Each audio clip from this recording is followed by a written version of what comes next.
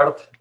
Bem-vindos a esta apresentação desta conversa entre o escritor David Machado, a quem desde já saúdo e agradeço em nome da Biblioteca Municipal de Leiria a sua presença nesta conversa no âmbito da Semana da Leitura, que tem como título este ano Ler Sempre, Ler em Qualquer Lugar. Queria também dar as boas-vindas aos dois nossos convidados, o Daniel Ribeiro e a Rita Nobre, alunos do ensino secundário da Escola Secundária Afonso Lopes Vieira.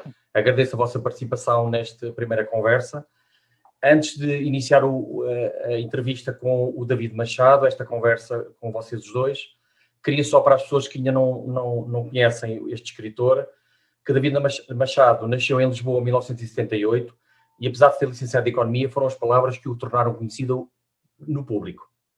Divide a sua escrita entre romances, contos e livros para crianças e jovens. Com o livro Índice Médio de Felicidade, foi o vencedor do Prémio da União Europeia para a Literatura e do Prémio Salerno no Livro da Europa, adaptado ao cinema por Joaquim Leitão e vendido em inúmeros países. Ganhou também o Prémio Branquinho da Fonseca em 2005 da Fundação Carlos Gulbenkian e Semanário Expresso com o livro infantil A Noite dos Animais Inventados. Ainda o Prémio da Sociedade Portuguesa de Autores da RTP 2010 para o melhor livro infantil-juvenil com o livro O Tubarão na Banheira. Tem também uma particularidade, já tem traduzido livros de Bioy Casares e Mário Benedetti, e tem imensos livros publicados e contos presentes em antologias e revistas literárias em diversos países. Mais uma vez, David Machado, é um gosto recebê-lo, ainda que de uma forma virtual, na Biblioteca Municipal de Leiria, nesta Semana da Leitura. Dava-lhe as boas-vindas e, para dar o pontapé de saída nesta conversa, o que eu lhe perguntava, estamos a viver, falávamos há pouco de uma forma informal, estamos a viver este momento inaudito, que é esta pandemia, que nos tem condicionado muito. E, portanto, a primeira pergunta, antes de passar aos nossos convidados, lançava-lhe este repto: como é que analisa o estado dos escritores, da literatura, toda esta lógica da criatividade artística neste momento em que atravessamos? Bem, olá, boa tarde a todos os que nos estão a assistir. É um prazer estar aqui, obrigado por este convite. Bem, de facto a situação não é a melhor possível, não é? Portugal já antes da pandemia não tinha um panorama muito favorável na literatura, não é? Compra-se poucos livros em Portugal. Há poucas livrarias, os livreiros que são empenhados, não é? E que podem efetivamente fazer a diferença no contacto com alguém que vai comprar um livro são cada vez menos, e obviamente que o último ano que nós vivemos torna tudo mais difícil, porque o setor não é apoiado como efetivamente deveria ser pelo Estado, como foram outros setores, enfim, o setor, digo o setor da literatura, mas o setor da cultura em geral não foi apoiado como deveria ser, não é? E ao contrário do que aconteceu na maior parte dos países da Europa, as vendas dos livros baixaram. E ao contrário daquilo que seria pelo menos o meu senso comum, de que nós, estando fechados em casa, iríamos consumir mais produtos culturais, nomeadamente o livro, entre eles o livro, e afinal não. Afinal, em Portugal temos vendas cada vez menores, não é? E por isso as coisas estão complicadas. O que não quer dizer que de vez em quando, ou que ao longo do último ano, não tenham surgido projetos, livros, ideias muito interessantes e com algum sucesso, que por isso mesmo nos mostram que podemos ter alguma esperança de que isto não está morto, de que o bicho ainda mexe. Mas é preciso persistir, não é? É preciso furar através destas nuvens negras que parece que são cada vez mais densas. Obrigado, David. Eu passava agora a palavra a um dos nossos convidados, o Daniel Ribeiro, que terá, por certo, uma questão para colocar ao nosso escritor. Muito boa tarde a todos. Como o Sr. Vítor já teve o cuidado de fazer, eu sou o Daniel e vou falar com o David Machado e com a minha amiga Rita Nobre, e é com enorme prazer que estamos aqui a falar consigo, David Machado. Bom, sabemos que é licenciado em Economia, não é verdade? E, inclusive, já exercitou nessa área. Tendo em conta a sua opção de carreira e o curso que tirou, científico-humanístico, diga-nos, o que levou a esta mudança de área completamente distinta e em que momento começou-se a interessar de facto pela literatura? Bem, na verdade, para mim não há toda essa situação de que eu comecei um percurso e depois de repente ou aparentemente de repente mudei para outro percurso. Para mim, de facto, não é uma questão muito interessante pessoalmente, não é? Mas percebo perfeitamente que para outras pessoas e para os leitores dos meus livros seja curioso que isso tenha acontecido. Porque a verdade é que, para mim, as coisas aconteceram sempre de uma forma muito natural. Ou seja, não houve um momento em que eu gostava de estudar economia e, de repente, passou para um momento em que eu gostava de escrever. Eu sempre gostei imenso de ler, antes de mais, e a certa altura comecei a querer escrever e comecei a experimentar a fazer alguns exercícios de escrita e ao mesmo tempo fui estudando matemática primeiro, ou seja, eu fui estudar economia porque eu gostava de matemática e achei que a economia era uma forma de aplicar a matemática ao mundo, que era uma coisa que me interessava, e à realidade humana. E por isso, ao mesmo tempo que eu escrevia, eu fui estudando economia e depois até cheguei a trabalhar na área da economia durante 2 ou 3 anos. E depois, a certa altura, também de uma forma muito natural,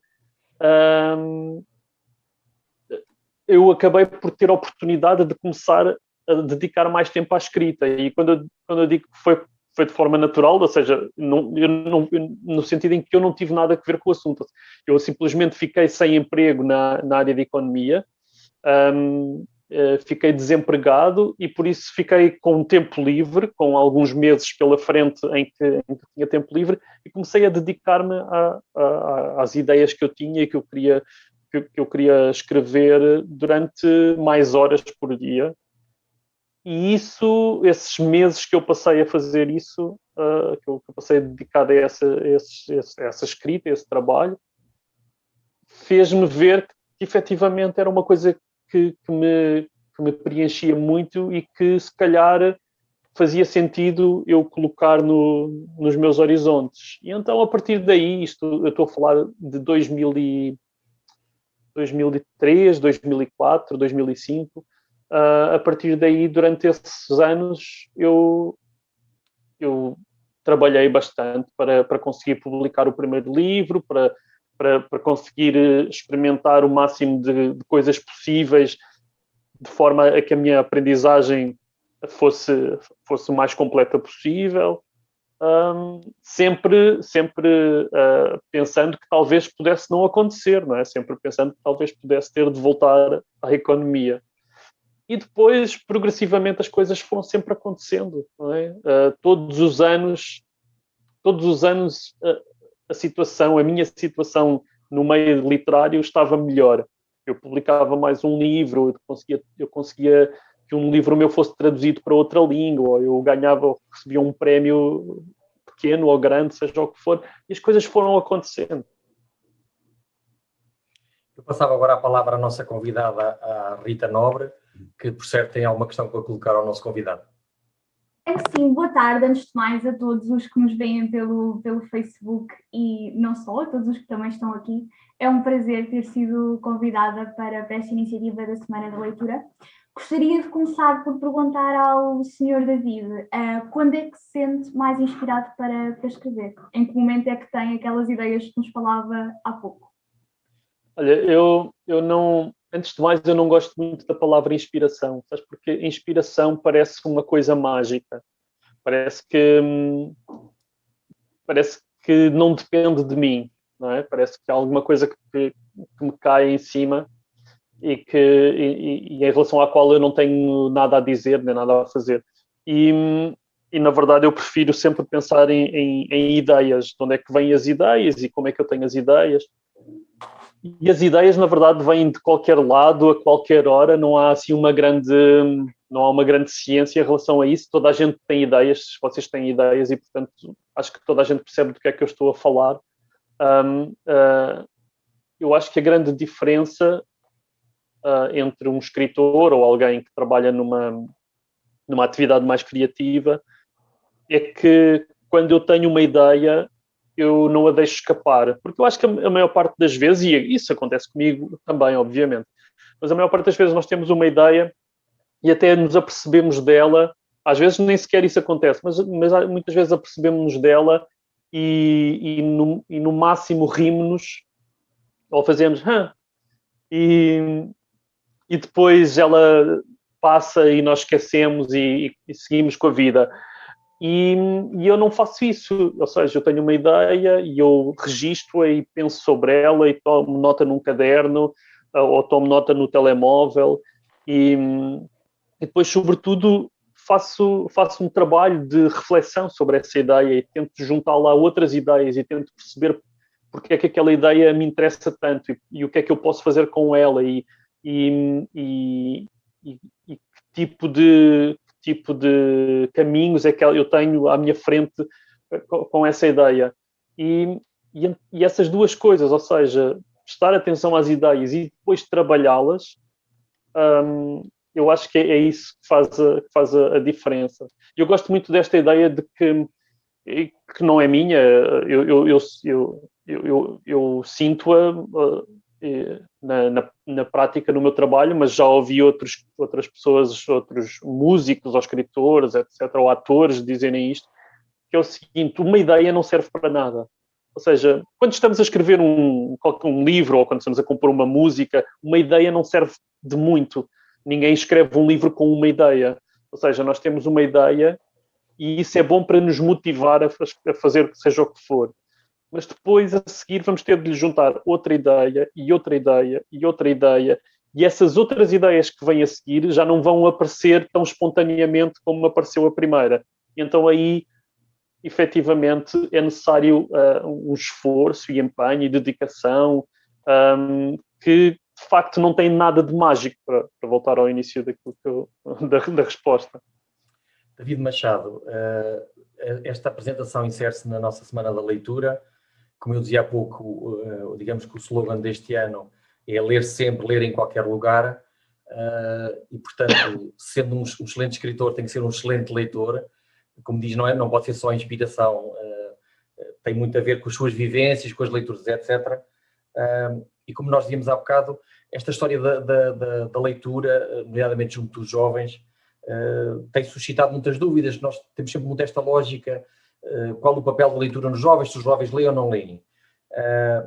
Independente dessa situação, que depois nós, de certeza que os nossos convidados vão colocar essa questão, o papel da leitura não podia ser cada vez mais, ter um papel central na vida das pessoas, não é? Independente do mundo que vivemos, é um papel fundamental.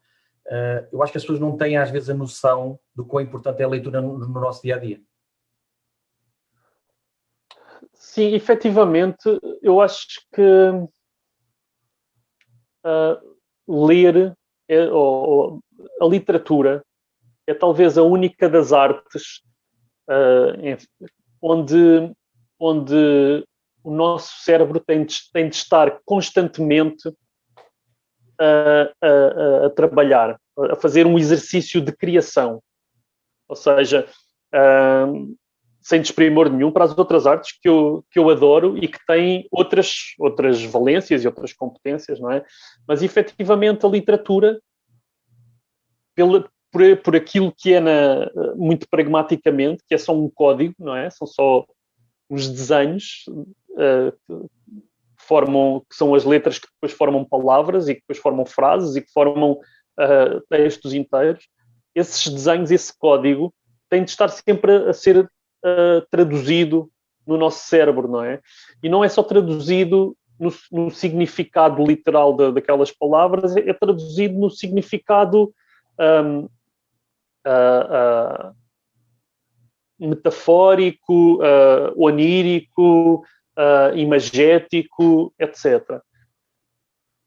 E nesse sentido não há mais nenhuma atividade criativa, não é? Não há mais nenhuma atividade cultural que exija tanto do nosso cérebro e na qual nós somos chamados, nós enquanto consumidores, ou para usar um termo muito técnico, mas nós enquanto leitores, enquanto espectadores, não há nenhuma área cultural em que nós sejamos chamados a estar sempre presentes como intervenientes, ou seja, aquele texto não é nada se nós não fizermos esse exercício mental, não é? Nós podemos perfeitamente ver um bailado e apenas aquelas pessoas no palco com a sua graciosidade, isso satisfaz-nos sem que nós tenhamos de refletir em nada sobre o que estamos a ver.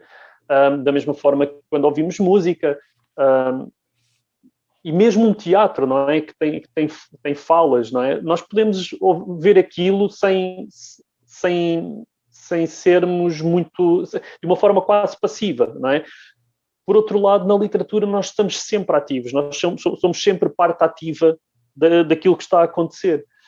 E isto tudo para dizer que, basicamente, a literatura obriga-nos a um exercício de imaginação que é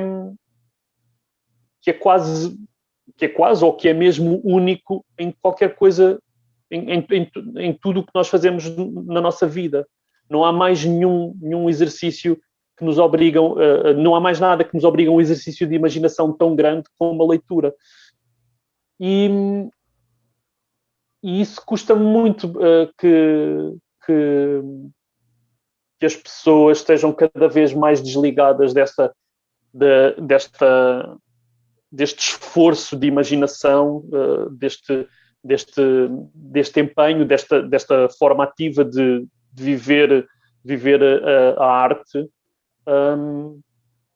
porque eu acho que uma pessoa tem muito a ganhar ao fazer esse exercício, não é? Uma pessoa, antes de mais, acaba por fazer uma coisa, mesmo que inconscientemente, acaba por fazer uma coisa que eu acho que é fundamental, mais ainda nos dias de hoje, que é conseguirmos viver nos sapatos do outro.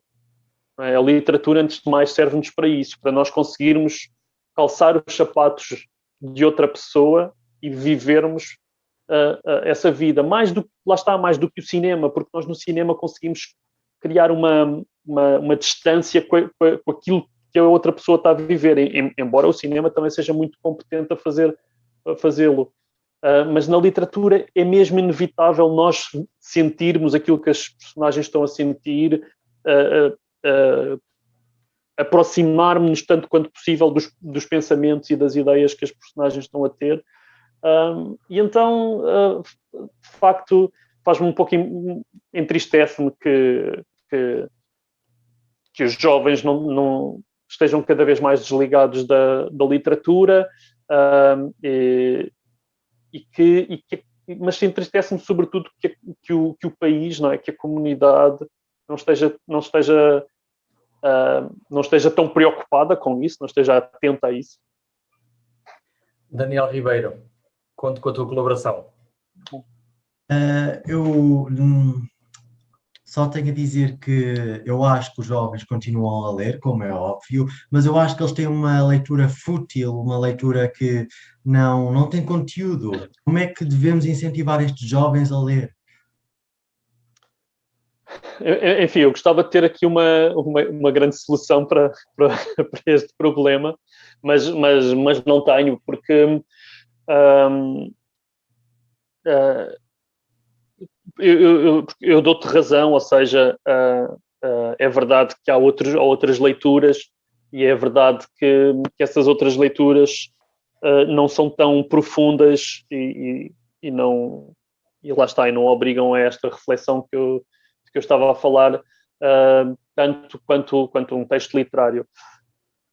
Eu acho que um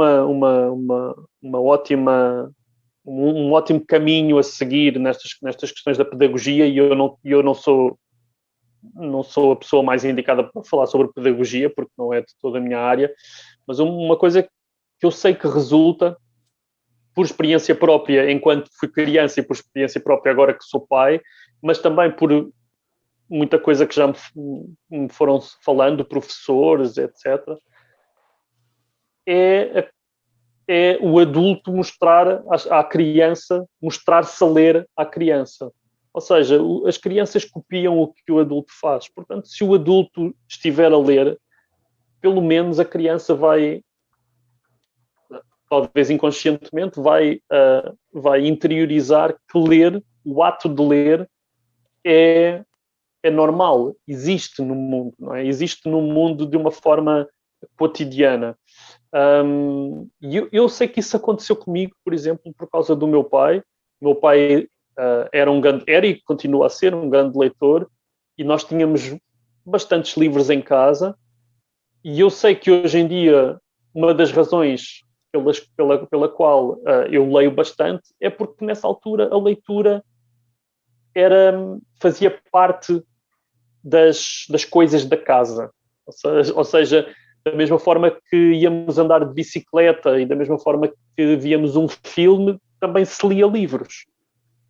E só isto já pode fazer uma grande diferença. Mas claro, isto tem de haver um esforço, como eu estava a dizer, de toda a comunidade, não pode ser só os pais, também, a escola também tem de fazer esse esforço. Tem de haver livrarias que permitam que a criança perceba que efetivamente os livros fazem parte da vida de uma cidade ou de uma vila ou até de uma aldeia. Isso seria incrível se tivéssemos livrarias nas aldeias, mas elas têm de lá estar. Se nós não tivermos livrarias em lado nenhum, é muito difícil para uma criança que lê pouco ou que tem poucos livros à sua volta imaginar-se a ir comprar um livro, não é? E nesse sentido, enfim, é a forma como o mundo está a avançar. Mas as livrarias online prejudicam muito isto, porque as livrarias online, que eu uso bastante, são ótimas para quem lê e para quem compra muitos livros. Mas para quem compra poucos livros, ou seja, isto no sentido em que quando eu vou comprar um livro online, eu sei o que é que eu quero comprar, porque eu leio jornais, eu leio blogs, eu sigo nas redes sociais autores, editores, e portanto eu sei o que é que se vai publicando, eu sei o que é que eu estou informado sobre isso, eu sei o que é que eu quero ler e sei o que é que quero comprar. Mas para quem lê muito pouco, para quem compra poucos livros, entrar numa livraria online é ver 10 ou 20 títulos e depois é quase impossível navegar ali sem se conhecer, não é? Sem navegar e no sentido de ir à procura, de ir em busca daquilo que é o seu livro, não é? O livro que vai encher as medidas. Para quem tem poucas referências, para quem está pouco informado sobre os livros, é difícil ou é quase impossível encontrar a sua leitura. Desculpe, para responder à pergunta, não tenho grandes soluções, de facto. É uma questão muito, muito difícil. A nossa Rita Nobre, certeza que tem mais questões que gostaria de colocar. Sim, perguntava, no nosso caso, enquanto jovens, e estando nós tão ligados às redes sociais, se acha que as redes sociais vieram ajudar ou não nesta questão da leitura. Porque pelas redes sociais nós às vezes também temos acesso a artigos. Claro que nada distingue ou substitui um livro, creio eu, mas o que é que acha em relação a isso? Veio ajudar? em relação às redes sociais, eu tenho enfim, não vou só falar das redes sociais, em relação à internet no geral, e há aqui outra questão, não é só, o problema não só, vou um pouco atrás, o problema que eu acho que nós temos aqui em mãos hoje em dia não é apenas as redes sociais, ou seja, nos últimos 10 anos as redes sociais tiveram assim, um crescimento exponencial ao ponto de que eu não conheço ninguém que não esteja pelo menos numa rede social, não é? Ou conheço pouquíssimas pessoas. O problema foi esse crescimento das redes sociais nos últimos 10 anos, a par com o desenvolvimento dos smartphones, ou seja, de nós podermos ter um aparelho que está sempre connosco no bolso. Ou seja, que nos toma todo o tempo que nós quisermos, porque nós estamos sempre com esse aparelho. Ao contrário do que acontecia há 15 ou 20 anos, em que nós só quando chegássemos a casa é que ligávamos o computador e então íamos ver o que é que se passava na internet, não é? Hoje em dia não. E essa acessibilidade e constante, não é? E o facto das redes sociais serem tão apelativas e tão viciantes ao mesmo tempo, porque são mesmo, torna tudo muito, muito complicado. Eu acho que a internet é uma coisa fantástica, eu uso muito a internet, uso muito o meu smartphone, e também, quando eu digo uso, também o uso para coisas fúteis e que não têm muito interesse. Eu diria que o principal problema com os jovens ou com as crianças, antes de mais, é que pela natural falta de maturidade para gerir o mundo inteiro dentro de um único aparelho, eu percebo que é perfeitamente natural que uma criança não seja capaz de escolher ir ler o artigo, como estavas a dizer, em relação a continuar a trocar mensagens com os amigos ou a jogar jogos tolos, porque são jogos tolos, os jogos online são jogos muito tolos. Eu gosto de jogos de computador, mas estes jogos online, eles estão feitos para nos apanhar, não é? São para nos viciar e, portanto, são jogos muito, muito pobres, têm lá aquelas particularidades que mexem com os níveis de serotonina no nosso cérebro, não é? E nós sentimos-nos bem cada vez que conseguimos ganhar mais umas moedinhas, não é? E dito tudo isto, é quase impossível, ou mesmo impossível, competir com esta avalanche de entretenimento. Eu sei que se eu for... Eu posso me zangar com os meus filhos para eles passarem muito tempo na internet, mas eu sei que se eu fosse da idade deles, estaria a fazer a mesma coisa, porque o meu cérebro de criança nunca teria sido capaz de recusar esse entretenimento tão fácil, não é? Lá está um entretenimento em que eu não sou chamado a intervir de forma ativa. Eu simplesmente fico a ver os vídeos a passarem-me à frente dos olhos, ou fico a fazer scroll down no Facebook e a ver mensagem após mensagem e fico a jogar esses jogos. Então é uma batalha inglória e muito injusta porque qualquer pessoa no seu estado natural vai preferir sempre fazer aquilo que dá menos trabalho, que lhe exige menos esforço, não é? E que ainda por cima, quando essa coisa que exige menos esforço lhe proporciona um grau tão grande de satisfação, não é? Digamos aqui, é bom fazer essa parte, de uma satisfação aparente, não é? Não é que seja efetivamente um ponto na sua felicidade profunda. Mas é isso, ou seja, a internet é uma coisa incrível. De facto, no smartphone eu tenho acesso tanto a livros, como a música, como a artigos científicos, como a podcasts sobre coisas super interessantes e difíceis e que de facto me permitem aprender sobre o mundo e sobre a vida e sobre mim próprio. No entanto, isso é completamente diluído no meio de todas aquelas luzes, não? Aqueles neons, não é? Ou seja, se calhar tem que existir um equilíbrio e também um incentivo em casa para conseguir balançar, digamos assim, equilibrar as duas coisas.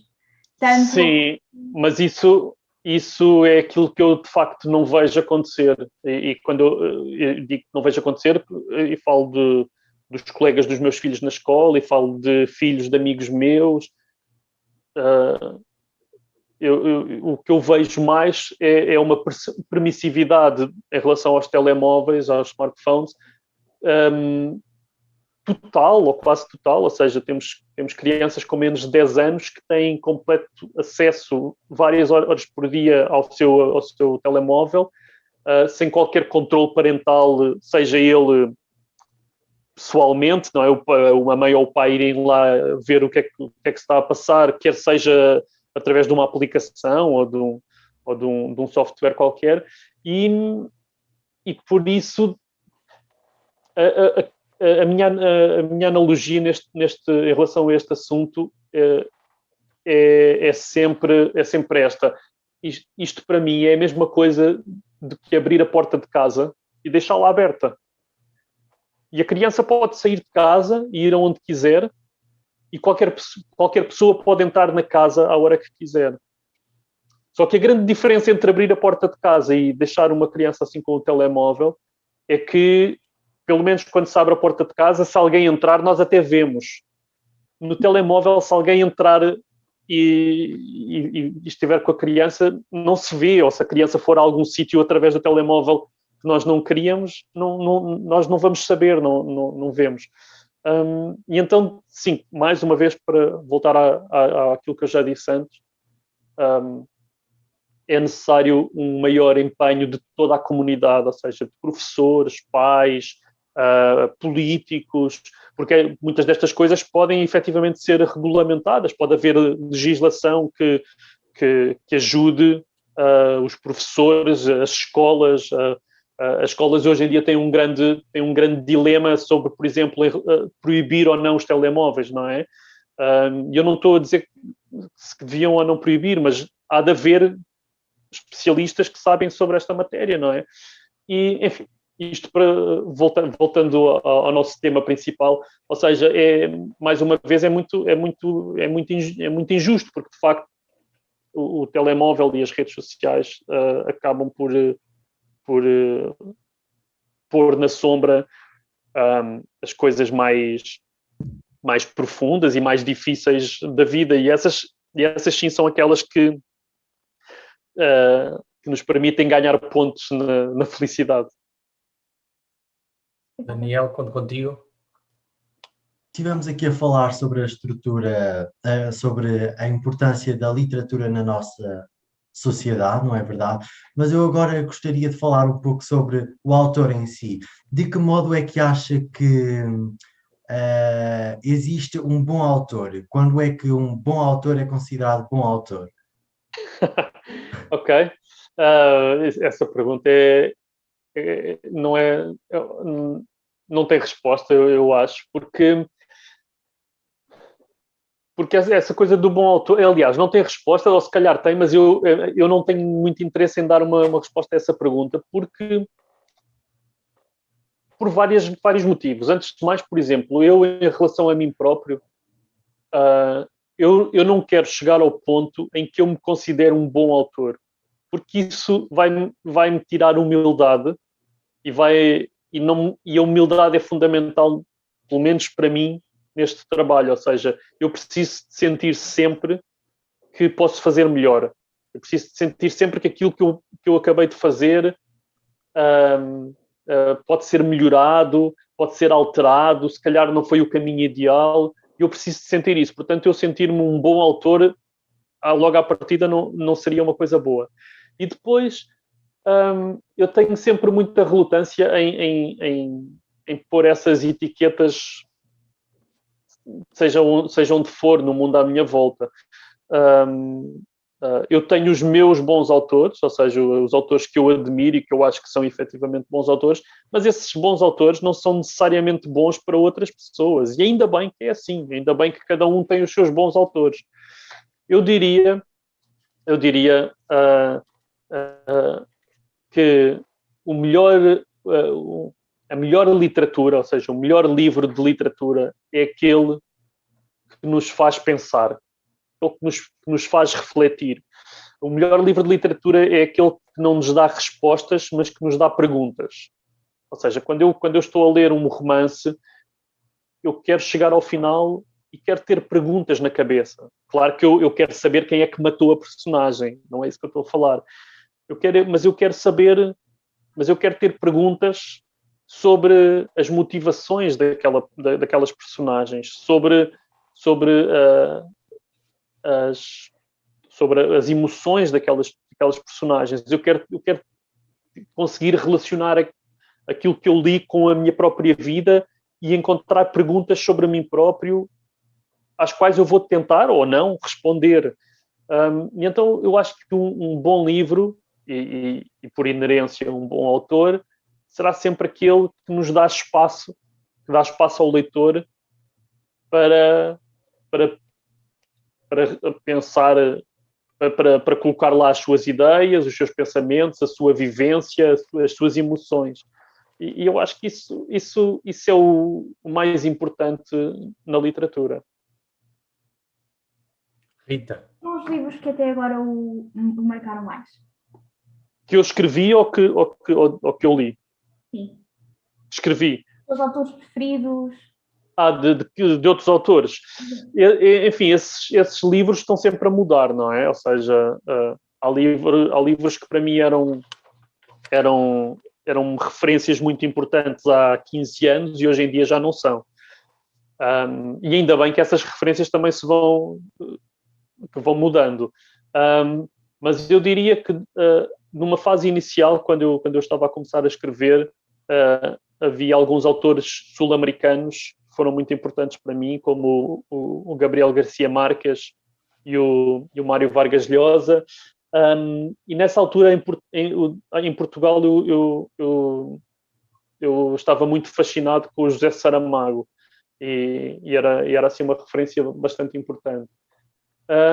Hoje em dia eu leio muita literatura anglo-saxónica, continuo a ler alguma literatura sul-americana, mas eu diria que hoje em dia eu leio sobretudo autores contemporâneos, alguns até bastante novos, mais novos do que eu.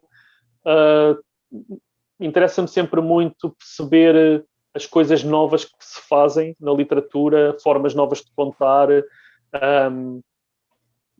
formas novas de olhar para temas antigos. E nesse sentido, deixa-me dizer-te assim 2 ou 3 nomes. Eu gosto muito de um escritor norte-americano que se chama Dave Eggers, que escreve romances. Na literatura infantil eu gosto muito do Oliver Jeffers, que é um ilustrador e escritor também. Gosto muito do Neil Gaiman, que é um escritor de literatura fantasia. Gosto muito de uma escritora inglesa que se chama Zadie Smith, que escreve romances e contos e ensaios. Enfim, acho que já chega. É isso, é tão difícil para mim começar a selecionar algo, seja o que for, que A biblioteca vasta está aí atrás, portanto, há muito... há muitos livros. Exato. Não, isto é só um fundo do Zoom. Pronto. Não, estou a brincar. Daniel, a tua curiosidade. Eu acho que estava a falar de autores para crianças, romances, livro para adultos. Eu acho que isso enriquece-o como autor. Ter vários géneros. Sim, sim. Sim, é verdade. Para mim é mesmo essencial não ficar preso só a um género literário, quer como autor, quer como leitor. Eu leio muita coisa de vários géneros, ou seja, leio muito romance, obviamente leio muita ficção, mas leio muito conto, leio muitos contos infantis, leio muitos romances juvenis, leio alguma fantasia, gosto muito de banda desenhada, embora não leia tanto quanto gostaria por falta de tempo. E isso depois eu acho que também se reflete naquilo que eu vou fazendo enquanto escritor, porque se eu fosse só escrever romances ou fosse só escrever contos infantis, eu acho que me ia chatear muito rapidamente, porque nem sei muito bem explicar, porque para mim faz muito sentido ir experimentando coisas diferentes e tipos e formas de contar diferentes. A Rita, certeza que tem mais interesse em colocar alguma questão? Não percebi. Se gostarias de colocar mais alguma questão, Rita? Sim. Gostava de perguntar o que é que o encanta na literatura infantil. Como é que... A literatura infantil apareceu muito por acaso na minha vida. Eu tinha talvez 26, 27 anos e já estava a escrever, a tentar publicar um livro há algum tempo, e estava nessa altura a escrever um romance que viria a ser o meu primeiro romance publicado, e descobri o regulamento para um prémio criado pela Fundação Gulbenkian e pelo Jornal Expresso, e era um prémio de literatura infantil-juvenil, e eu nunca tinha pensado em escrever para crianças, mas como eu estava a dizer, eu estava a tentar publicar um livro, eu estava sem emprego e tinha alguns trabalhos temporários, e o prémio era dinheiro, era bastante dinheiro, e eu achei que valia a pena experimentar escrever um conto infantil, era algo que eu achava que não me tomaria muito tempo, se isso me permitisse a possibilidade de ganhar aquele dinheiro. E então eu escrevi um conto infantil muito à pressa, quase, não é tanto, a expressão não é tanto à pressa, mas de uma forma muito ingênua, muito sem muita reflexão. E esse conto, que se chama A Noite dos Animais Inventados, acabou por vencer o prémio Branquinho da Fonseca, que é esse prémio da Gulbenkian e do Expresso. E a partir daí eu comecei a escrever para crianças e a publicar livros para crianças. E curiosamente esse livro que eu escrevi dessa forma tão ingênua e sem pensar muito naquilo que estava a fazer, ainda hoje é um livro que vende muito e que está publicado noutros países, etc.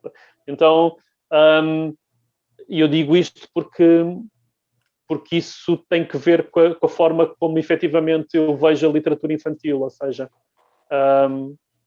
ainda hoje, para mim a principal distinção entre escrever para crianças e escrever para adultos, e eu não faço grande distinção quando estou a escrever uma coisa e outra, para mim é tudo contar uma história, e fora algum cuidado ou outro que eu tenho com a linguagem nos livros para crianças, eu não faço uma grande distinção. Eu acho que para mim a única grande diferença é que quando eu escrevo para adultos, um romance ou contos para adultos, eu tenho mais tendência a olhar para o mundo à minha volta, ou seja, para fora de mim, para aquilo que eu vejo.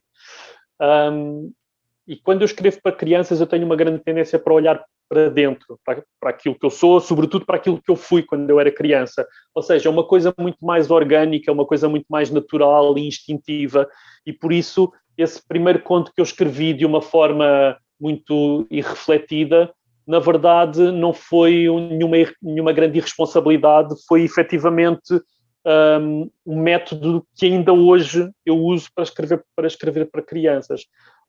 Ou seja, para mim escrever para crianças tem sempre muito mais que ver comigo do que com qualquer criança que eu conheça, ou com os meus filhos. Eu nunca penso é muito raro eu pensar nas crianças quando estou a escrever para crianças. Eu penso na criança que eu fui, e isso, obviamente, que é um exercício muito gratificante, que eu acho que se calhar a maior parte das pessoas não faz, pelo menos não o faz de uma forma tão substancial e tão rotineira, que é pensarmos quem é que nós fomos e de que é que nós tínhamos medo e de que é que nós gostávamos e o que é que nós desejávamos, porque tudo isso efetivamente me ajuda a conhecer-me melhor agora, não é? Então, para mim, escrever para crianças é assim mesmo um lugar de bem-estar, diria eu. Tão bom. Falou aí na acessibilidade da linguagem. Sente que cada vez mais os livros têm que ter uma linguagem mais acessível a todas as faixas etárias, a todos, no geral? Eu não sinto nada disso, mas sinto que efetivamente há muita gente a querer forçar as coisas por esse caminho. Eu sou muito apologista de que a literatura, seja ela para crianças ou não deve e não pode ser pedagógica. Ou seja, não há nenhuma razão pela qual eu deva facilitar na escrita de um texto para crianças por achar que a criança não vai perceber todas as palavras ou as frases, porque isso é ser muito paternalista em relação às crianças. A verdade é que quando eu escrevo para adultos, eu não tenho cuidado nenhum com as palavras ou com o vocabulário que uso, mas eu sei perfeitamente que vai haver muita gente que lê algumas daquelas palavras e não sabe o seu significado. E eu sei isso porque eu, quando leio romances, também não sei o significado de todas as palavras. E de vez em quando vou ao dicionário ou vou à internet pesquisar e muitas vezes não faço nada, simplesmente tiro pelo contexto. E nós acharmos que as crianças coitadas não podem sofrer com este desconhecimento do vocabulário, é muito feio da nossa parte, não é? Esta coisa de nós acharmos que as crianças precisam de ser ensinadas em todo o lado, em todos os lugares das suas vidas, não é? Eu acredito mesmo que é fundamental que haja um lugar na vida das crianças onde seja permitido algum questionamento. Portanto, esse lugar é a arte, neste caso a literatura, ou seja, quando uma criança na sua vida tem pessoas a dizer-lhes como é que é a forma correta de se viver em todo o lado, não é? Ou seja, na escola os professores dizem isto é para ser feito assim, nos manuais escolares dizem isto é para ser feito assim, os pais dizem isto é para ser feito assim. Muitas vezes a maior parte dos desenhos animados na televisão hoje em dia são muito pedagógicos, muito moralistas e dizem isto é para ser feito assim. Tem de haver algum espaço onde a criança possa questionar se isso efetivamente tem de ser feito assim ou não. Porque esse questionamento vai ajudá-la a entender que efetivamente deve ser feito assim. Ou seja, porque se nos disserem durante a vida toda, por exemplo, a amizade é uma coisa boa. Não, a amizade é uma coisa boa. Não, acredita em mim porque a amizade é uma coisa boa. Mas não houver nenhum sítio onde nos mostrem as partes más da amizade, porque também existe mal, coisas más, coisas negativas em tudo. Se não existir algum sítio onde nos permita ver essas coisas más e ver como é que essas coisas más podem ser resolvidas para voltarmos à parte boa da amizade, nós nunca vamos fazer essa reflexão. E um dia, quando as coisas correrem mal com uma amizade qualquer, nós não vamos estar preparados para lidar com isso. Então, é mesmo importante que que os livros, que a arte em geral, mas neste caso a literatura infantil, seja um lugar de liberdade e de questionamento e de, enfim, de liberdade, sobretudo é isso. Daniel, penso que tens mais alguma questão a colocar. Nos tempos que decorrem, que são bastante difíceis, a leitura ajuda-me a sair de casa sem sair de casa. Em que sentido é que a leitura e a escrita ajudam o David Machado neste tempo que decorre e pode ajudar também as restantes pessoas? Olha, posso dizer, e vou-te contar a história e dar esse exemplo, que para mim foi absolutamente fundamental, porque agora eu acho que eu, como a maior parte das pessoas, estamos mais sossegados, estamos menos ansiosos em relação a isto do confinamento, ou seja, estamos ansiosos por sair do confinamento, mas não estamos tão ansiosos em relação à pandemia e em relação à situação de estarmos fechados em casa e termos medo de sair à rua, etc. E por isso agora as coisas estão mais calmas. Mas o ano passado, no primeiro confinamento, enfim, não é preciso recapitular muito, porque toda a gente se identifica, toda a gente no mundo inteiro se identifica com isto, mas as coisas de repente mudaram muito, havia uma grande imprevisibilidade em relação ao que ia ser o futuro, quando é que as coisas iam melhorar, se algum dia iam melhorar, nós nem sequer sabíamos isso, não é? E era estranho aquele sentimento, aquela sensação de medo e de enfrentar o desconhecido. E eu, quando aquilo aconteceu, quase imediatamente parei de escrever o que estava a escrever, porque parecia que não fazia sentido escrever, fosse o que fosse, sobre uma realidade que eu tinha na cabeça que de repente já não tinha paralelismo com a realidade que estávamos a viver. E então, mas eu sabia que não queria ficar parado, eu sabia que queria fazer qualquer coisa. E eu comecei a escrever, tive assim uma ideia muito pouco refletida, de escrever um pequeno diário, posso dizer assim, umas pequenas notas de um ponto de vista infantil, assim, uma coisa. Não quero dizer que fossem textos para crianças, mas que eram de um ponto de vista infantil, eram escritos como se fosse na voz de uma criança. Uma coisa que tinha a ver com o que estávamos a passar. E então eu iniciei uma página no Facebook que se chama Um Dia de Cada Vez. Sugestões, ideias e instruções para quem está fechado em casa. E eram coisas muito curtinhas que eu publicava uma vez por dia, lá está, com ideias e sugestões muito poéticas, muito absurdas, muito divertidas, sobre crianças que estão fechadas em casa. Coisas muito tontas, muitas vezes. Nada daquilo é concretizável.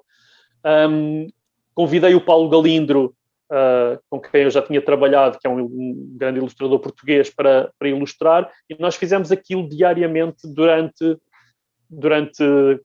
cerca de 2 meses. E enfim, depois esse projeto no Facebook depois foi para outros níveis, porque fizemos um crowdfunding para publicar um livro, as pessoas aderiram muito bem, publicámos o livro já vendeu quase a edição toda, que nós publicámos em edição do autor, etc. Mas nem é sequer sobre isso que eu queria falar. O que eu queria falar é sobre aqueles 2 meses em que eu tive de escrever diariamente um pequeno texto que tinha que ver com aquilo que estávamos a viver, mas ao mesmo tempo tinha muito que ver comigo próprio, com a forma, lá está, como eu, enquanto criança, teria olhado para estas coisas. E, enfim, aquilo são textos curtos com 5 linhas. Ou seja, eu tinha de escrever 5 linhas por dia. E eu passava quase o resto do dia sem escrever. Fazia muita coisa, mas na verdade escrever era pouco. Essas 5 linhas, eu posso garantir que foram essas 5 linhas diárias que me mantiveram otimista, esperançoso, de mente saudável tanto quanto possível, para quem não sai de casa. Foram só essas 5 linhas por dia, durante 2 meses. E porque aquelas 5 linhas por dia abriam-me a cabeça para lugares que não estavam aqui, não é? Ou seja, para um imaginário, para um universo literário e ficcional que não estava aqui, mas que eu tinha aqui, não, comigo. Então, escrever para mim é um exercício que mantém os pés no chão, ao contrário do que possa parecer, porque nós dizemos que a imaginação nos faz voar, e para mim é ao contrário, ou seja, para mim esse exercício de imaginação é aquilo que me faz relacionar com o mundo à minha volta, é aquilo que me ajuda a tocar nas coisas e a senti-las vivas, não é? E ler, eu diria que eu não mudo nada daquilo que disse em relação a escrever ao falar da leitura. A leitura proporciona-me exatamente a mesma coisa. Rita, nós começamos a aproximar-nos do fim desta conversa com o escritor David Machado, porque o tempo passou a correr, o que é bom sinal. E eu pedi para colocares uma última questão, se faz favor. Perguntava-lhe, David, como é que vê o panorama da cultura em Portugal, os apoios que o governo dá ou não, e a forma como sente isso tudo. Pois é, enfim, é de facto uma conversa difícil, porque sempre que eu tenho sempre a sensação que quando se fala desta coisa dos apoios que o Estado dá, tenho sempre a sensação de que nós estamos a pedinchar, ou seja, dá a sensação de que nós somos uns coitadinhos e que não nos conseguimos governar sozinhos e, portanto, precisamos da ajuda da mesada do pai, não é? E a verdade é que não é isso. Na verdade é que não é isso. A verdade é que a cultura, seja ela em que dimensão for, é uma parte fundamental da vida de uma nação e do crescimento do povo dessa nação. E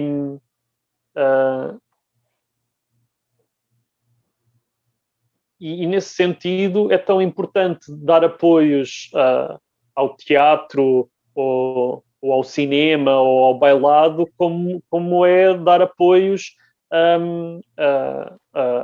às coisas da saúde e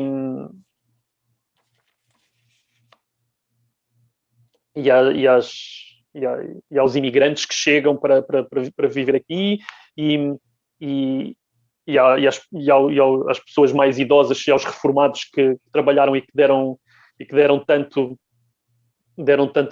ao país durante a vida toda, porque tudo isso é importante para construir uma identidade nacional, não é?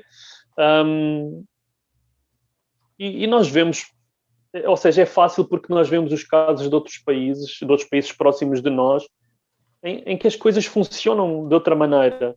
Ou seja, em toda esta ideia de que em toda a Europa, durante o confinamento, as vendas de livros aumentaram, os apoios à cultura noutros países foram coisas astronómicas, alcançaram números astronómicos. E aqui isso não acontece, é muito triste. E os profissionais da cultura, porque eu já não falo só dos artistas ou dos escritores ou dos autores, não é? Falo também dos técnicos que andam a apoiar que andam a ajudar os músicos a montar o espetáculo no palco, e os técnicos dos teatros, etc., que de repente ficaram sem rendimento nenhum, não é? Então é mesmo importante nós, enquanto país, olharmos para isto de maneira diferente e percebermos que temos todos a ganhar se a cultura for for mais rica, for mais se chegar a mais lugares, não é? David Machado, estamos a chegar ao fim. Em nome da Biblioteca Municipal Afonso Lopes Vieira de Leiria, agradeço a presença nesta conversa. Agradeço aos alunos Daniel Ribeiro e Rita Nobre. Lanço o repto que hoje demos o pontapé de saída para a Semana da Leitura 2021, neste formato online. Lanço esse desafio para que as pessoas vão assistindo às diversas iniciativas programadas para a Semana da Leitura deste ano. Mais uma vez, David Machado, muito obrigado por esta participação. Foi muito importante. Aos alunos, muito obrigado. Como o David Machado diz, é importante que toda a comunidade perceba esta realidade e a importância. Portanto, todos estivemos aqui para testemunhar a importância que a literatura e a cultura têm na nossa comunidade. A todos, muito obrigado. Boa tarde. Obrigado. Obrigado, Rita. Obrigado, Daniel.